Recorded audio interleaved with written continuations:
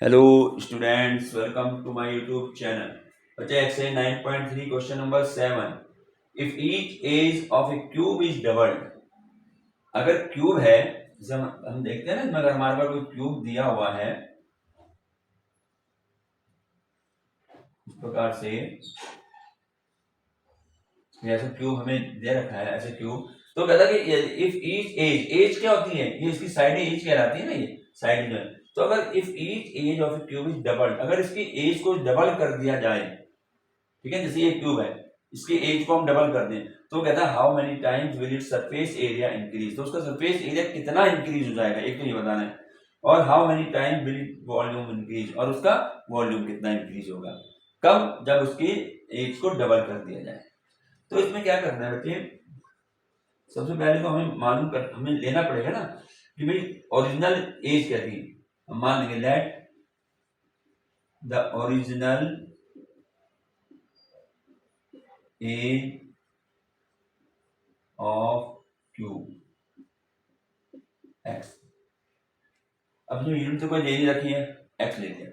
Late the original edge of cube X, ने मान लिया कि उसकी ओरिजिनल, मतलब इस यहाँ पर जो है एक्स एक्स है, ये डायग्राम बनाने की जरूरत नहीं है, मैं समझा रहा हूँ, यहाँ पर एक्स एक्स है सारी उसकी जो है, ठीक है। तो हमें, क्योंकि उसने पूछा सरफेस एरिया कितना बढ़ेगा, तो पहले हमें सरफेस एरिया निकालना पड़ेगा, ओरिजिनल क्या रहा होगा।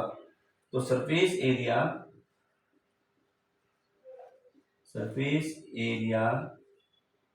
ऑफ ओरिजिनल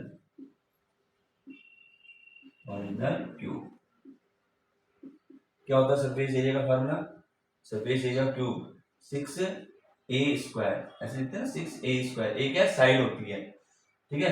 यहाँ पे साइड भी लिखा है, किसी ने कहीं तो हम चलो साइड ही लिख देते हैं, साइड का स्क्वायर। तो ये हमारा हो गया 6, और साइड हमने क्या ले रखी है, एज मतलब साइड जो एक्स, तो एक्स का स्क्वायर।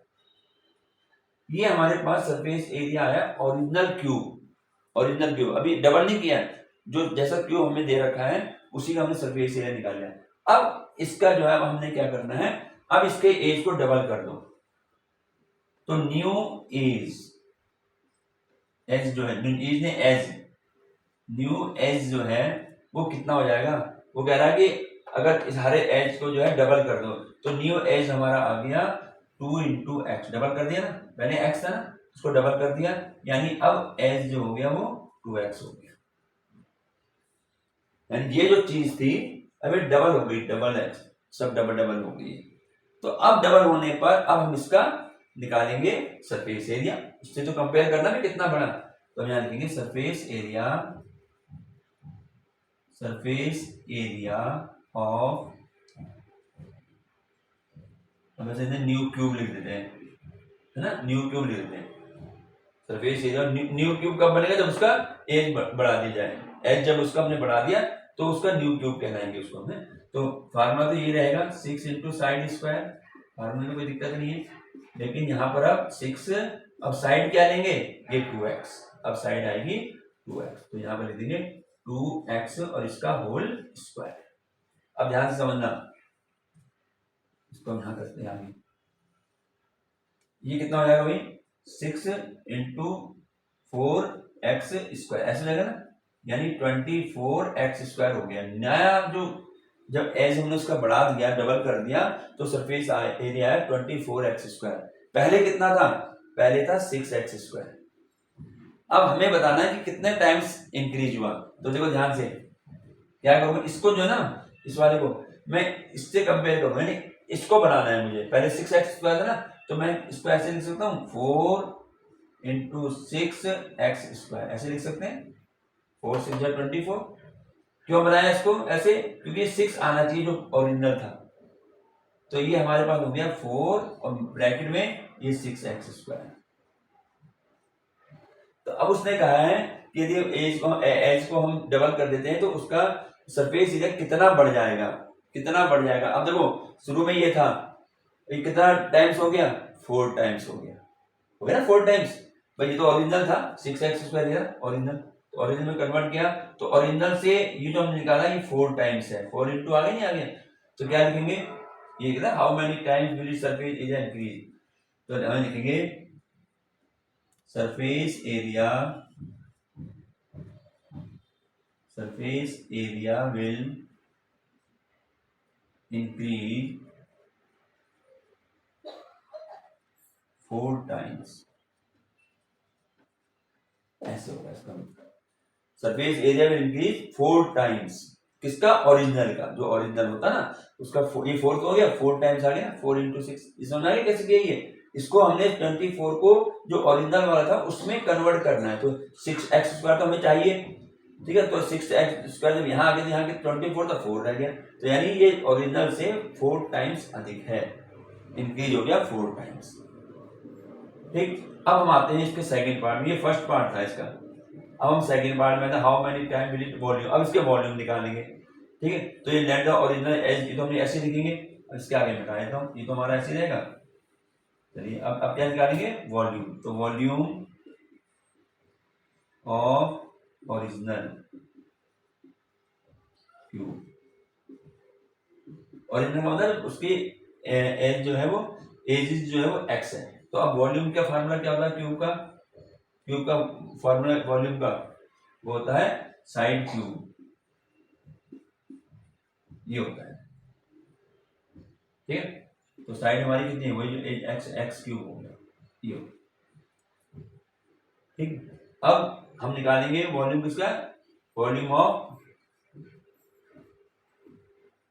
ऑफ न्यू क्यूब कह लो।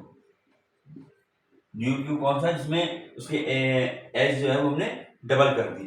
तो अब यहाँ पे जो साइड फार्मूला तो ये रहेगा, अब साइड कितनी हो जाएगी उसकी? अब 2x हो जाएगी ना, यहाँ मैंने लिखा नहीं, वो पहले जो लिख दिया उसी के चलेगा ना, साइड जो है यहाँ पर अब साइड होगी, समझ में आएगा? ऐसे लिख दो पहले वॉल्यूम ओरिजिनल। अब यहाँ लिखेंगे न्यू ए, चलो इसमें भी लिख देते हैं, डबल हो जाती है ना, तो इसका डबल, x का डबल क्या होगा? 2x, ये हो गया। तो वॉल्यूम, अब इसके वॉल्यूम निकाल लो, volume of new cube, side cube, तो साइड हमारी इस बार 2x है, 2x का होल क्यूब। इसको मिटा देते हैं यहाँ चलिए यहाँ आते हैं, ये लाइन ऐसे खींच देते हैं। तो अभी कितना हो जाएगा? तो वॉल्यूम कितना आ गया? 2 का क्यूब कितना होता है? 8x क्यूब, ये आया हमारा volume of new cube, volume आ गया v, वॉल्यूम, ठीक है।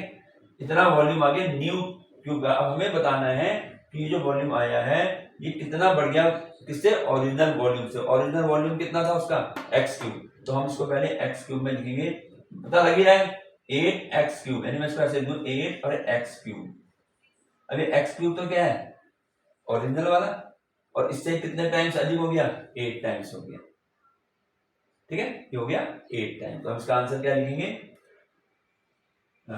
Volume will increase